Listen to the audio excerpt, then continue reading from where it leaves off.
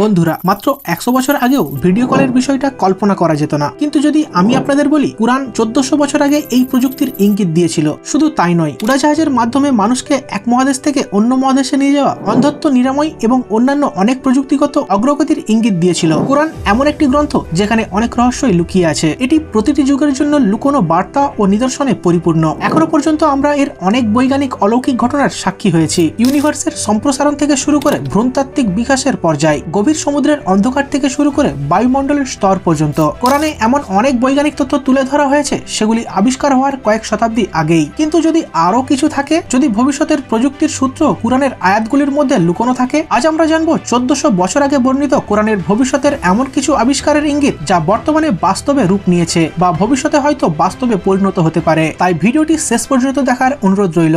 So let's started. সূরা আল আনামে আমরা এই আয়াতটি দেখতে পাই, ওয়ালা রাতবিন ওয়ালা ইয়াবিসিন ইল্লা ফি কিতাবিম মুবিন, যার অর্থ তার অজানায় একটি পাতাও পড়ে না। মাটির অন্ধকারে এমন কোনো শস্যদানাও অঙ্কুরিত হয় না যা রসযুক্ত কিংবা শুষ্ক। এমন কোনো বস্তু নেই যা সুস্পষ্ট কিতাবে নেই। সুতরাং এই আয়াত অনুসারে সবকিছুই কোরআনের মধ্যে আছে, কিন্তু পূর্ণ বিবরণ বা নামসহ নয়, বরং ইঙ্গিত, সারসংক্ষেপ ও মৌলিক নীতির মাধ্যমে। আল্লাহ তার নবীগণের গল্প ও তাদের মুজিজাগুলোতে গল্পের মাধ্যমে আমাদের কিছু বিষয় জানিয়েছেন। তিনি মানবজাতিকে প্রযুক্তিগত অগ্রগতির চূড়া কল্পনা করতে শিখিয়েছেন। এখন আমরা কোরআনের মধ্যে লুকিয়ে থাকা ওই নিদর্শনগুলো দেখব। আর এই ভিডিওটির আমরা যতই শেষের দিকে যাব তত বেশি আপনি অবাক হতে থাকবেন। সর্বপ্রথম ঘটনাটির দিকে যাওয়া যাক। সূরা আল আনামের 38 থেকে 40 নম্বর আয়াতে সত্যি একটি আকর্ষণীয় ঘটনা বর্ণনা করা হয়েছে। আয়াত অনুসারে সুলাইমান আলাইহিস সালাম সেবার রানীর সিংহাসন চান, যা তার কাছে খুবই দূরবর্তী একটি দেশ থেকে আনা হবে। কিন্তু পবিত্র কিতাবের জ্ঞান থাকা একজন বললেন তিনি চোখের পলকেই তা আনতে পারবেন, এবং সাথে সাথেই সিংহাসনটি সুলাইমান আলাইহিস সালামের কাছে হাজির হয়। সুতরাং ইয়েমেনে থাকা সিংহাসন হয় শারীরিকভাবে উপস্থিত হয় অথবা চিত্র হিসাবে দেখা যায়, আর যেটি কিনা মূলত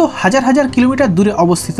আর এরই সঙ্গে তারা সিংহাসনের চারপাশে থাকা মানুষদের দেখতে পাচ্ছিল এবং তাদের কণ্ঠস্বরও শুনতে পাচ্ছিল। আর কুরআন এখানে একটি অসাধারণ নিদর্শন দেখায়। 1400 বছর আগে অবতীর্ণ হওয়া সত্ত্বেও গ্রন্থটি বর্ণনা করে কিভাবে বস্তু বা তাদের চিত্র দ্রুত অনেক দূর থেকে পরিবহন করা যায় অথবা পাঠানো যায়, এবং এটি একটি বাস্তব ঐতিহাসিক ঘটনার মাধ্যমে দেখানো হয়। আর আমরা আজ দেখছি আমরা প্রকৃতপক্ষে ছবি ও শব্দ পাঠাতে পারি মাত্র কয়েক সেকেন্ডের মধ্যে ইন্টারনেট ও টেলিভিশনের মাধ্যমে। কুরআনের এই ঘটনাটি live broadcast, video call, projector, camera কিংবা অত্যাধুনিক হোলোগ্রামের মতো টেকনোলজিগুলির সরাসরি নিদর্শন। কিন্তু কুরআনে এমন কিছু উল্লেখ কিভাবে করতে পারে যখন 1400 বছর আগে বিষয়টি সম্পূর্ণ অকল্পনীয় ছিল? আর এখান থেকে আমরা আবারও আরেকটি স্পষ্ট প্রমাণ পাই যে কোরআন কোনো মানুষের বর্ণিত কিতাব হতে পারে না। এবার আসি এর পরের ঘটনায়। কুরআনে আমরা দেখি সুলাইমান আলাইহিস সালাম পশুদের ভাষা জানতেন, তাদের সাথে যোগাযোগ করতে পারতেন। সূরা আল নামলের 18 নম্বর আয়াতে উল্লেখ আছে তিনি পিঁপড়েদের ভাষা বুঝতেন। 22 নম্বর আয়াতে আছেন তিনি পাখিদের ভাষা বুঝতেন। আর এখান থেকেই আমরা পশুদের ভাষা বোঝার ইঙ্গিত পাই। ভবিষ্যতের মানুষ হয়তো বুঝতে পারবে পশুরা কিভাবে যোগাযোগ করে এবং তারা কি করতে সক্ষম। এছাড়াও আমরা জানি যে সুলাইমান আলাইহিস সালাম তাদের ভাষা জানতেন, তাদের ক্ষমতা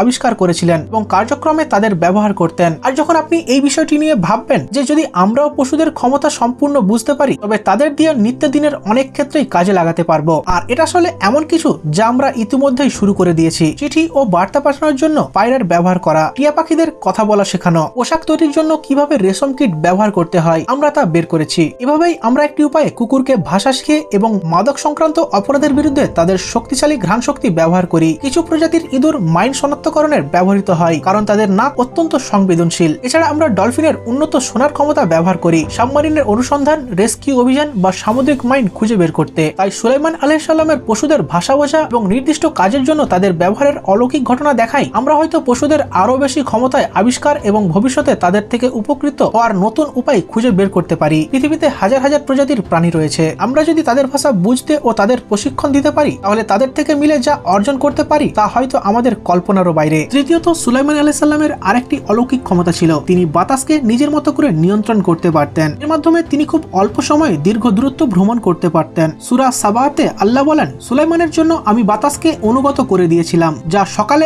1 মাসের পথ এবং সন্ধ্যায় 1 মাসের পথ অতিক্রম করত। এই আয়াতে বর্ণনা করা হয়েছে যে যাত্রা সাধারণত 1 মাস লাগতো তা দিনের কিছু অংশেই সম্পন্ন করা যেত। এটা কি বিমানের মতো ভবিষ্যৎ প্রযুক্তির স্পষ্ট ইঙ্গিত নয়? একটু চিন্তা করুন, আধুনিক প্রযুক্তির মাধ্যমে যখন আমরা নির্ণয় করতে পারি কিভাবে বাতাসকে ব্যবহার করব, সঠিক উপায় দিয়ে জাহাজ তৈরি করি, ঠিক এই আয়াতে থাকা নিদর্শনের মতো এখন আমরা খুব অল্প সময়ে দীর্ঘ যাত্রা সম্পন্ন করি। এমনকি আমরা একই দিনে একাধিক দেশে থাকতে পারি। যে যাত্রায় একসময় পুরো মাস লাগতো এখন তা কয়েক ঘন্টায় সম্ভব। এবার আসি পরবর্তী ঘটনায়। একটি ঘটনা যেটা আমরা সবাই জানি যে ইব্রাহিম আলাইহিস সালামকে আগুনে নিক্ষেপ করা হয়েছিল। গিয়েছিল, কিন্তু তবুও আগুন তাকে পোড়াতে পারেনি। জালিম শাসক নমরুদ তার উপর রেগে গিয়ে তার লোকদের একটি বিশাল আগুন প্রস্তুত করতে আদেশ দেয় এবং সেখানে যখন ইব্রাহিম আলাইহিস সালামকে নিক্ষেপ করা হলো তখন ঘটলো একটি অবিস্ময়কর ঘটনা। আগুন তার এতটুকু ক্ষতি করতে পারল না। অবশ্যই এটি একটি অলৌকিক ঘটনা ছিল যা বিশেষভাবে এই মহান নবীর জন্যই ঘটেছিল। তবে একই সাথে আমরা এই অলৌকিক ঘটনার ভবিষ্যতেও নিদর্শন দেখতে পাই। শুধু যে ইব্রাহিম আলাইহিস সালামই আগুনে পোড়েনি তা নয়, তার পোশাকও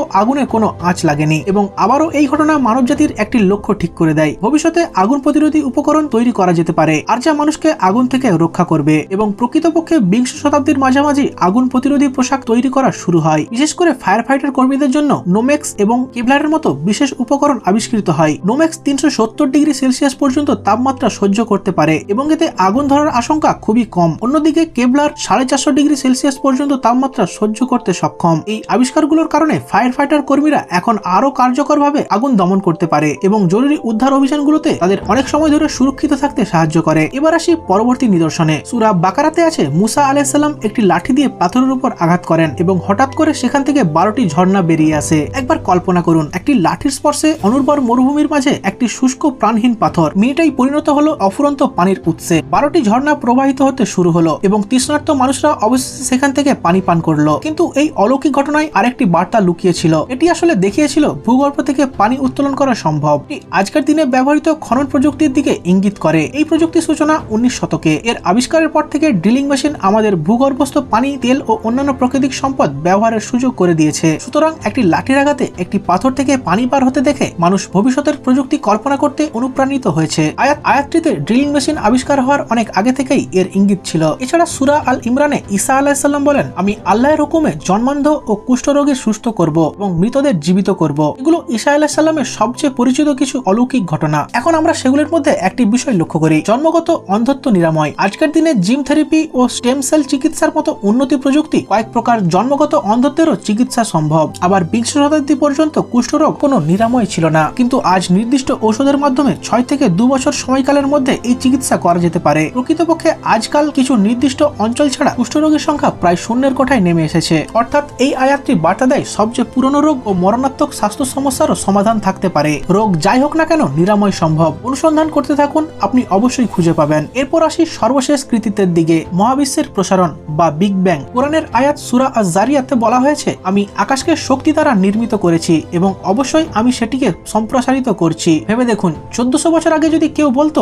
মহাবিশ্ব ক্রমশই বেড়ে চলছে, তাহলে সেটা কি কেউ বিশ্বাস করত? মানুষ তখনও মনে করত আকাশ স্থির আর পৃথিবী সবকিছুর কেন্দ্র। কিন্তু 1929 সালে বিখ্যাত বিজ্ঞানী এডউইন হাবল টেলিস্কোপ দিয়ে পর্যবেক্ষণ করে দেখালো যে দূরের সব গ্যালাক্সি আমাদের থেকে দূরে সরে যাচ্ছে। এর মানে মহাবিশ্ব ক্রমশই প্রসারিত হচ্ছে। আর এই তত্ত্বের উপর দাঁড়িয়ে আজ আমরা বলি বিগ ব্যাং থিওরি। অর্থাৎ একসময় মহাবিশ্ব ছিল একটি বিন্দুর মতো আর সেখান থেকেই বিস্ফোরণের মাধ্যমে সবকিছুর সৃষ্টি। অবিশ্বাস্য হলেও সত্যি, এই সত্য কোরআন 1400 বছর আগেই বলে দিয়েছিল। এই মুহূর্তে আপনি হয়তো ভাবছেন কোরআনে এই বিষয়গুলো স্পষ্টভাবে উল্লেখ নেই কেন? কারণ কোরআনের প্রধান উদ্দেশ্য বিজ্ঞান বা প্রযুক্তির সম্পর্কে সরাসরি ব্যাখ্যা দেওয়া নয়। কোরআন মুসলমানদের জন্য শুধু একটা ধর্মের বই নয়, বরং এটা এক পূর্ণাঙ্গ জীবনের ব্যবস্থা। এর ভেতরে রয়েছে ইতিহাস, নীতি, নৈতিকতা, আইন কানুন, ভবিষ্যতের সতর্কবার্তা, এমনকি এমন সব বৈজ্ঞানিক তথ্য যা সেই সময়ের মানুষ কল্পনাও করতে পারে না। সুতরাং সর্বাঙ্গজ্ঞানী হিসেবে আল্লাহ সেইগুলোর ইশারা ও নিদর্শনের মাধ্যমে উল্লেখ করেছেন। বন্ধুরা, এই ছিল আজকের ভিডিওটি যদি ভালো লাগে তাহলে অবশ্যই ভিডিওটিকে লাইক করে আপনার বন্ধু বান্ধব ও ফ্যামিলি মেম্বারদের সঙ্গে শেয়ার করে দেবেন, যাতে তারাও এই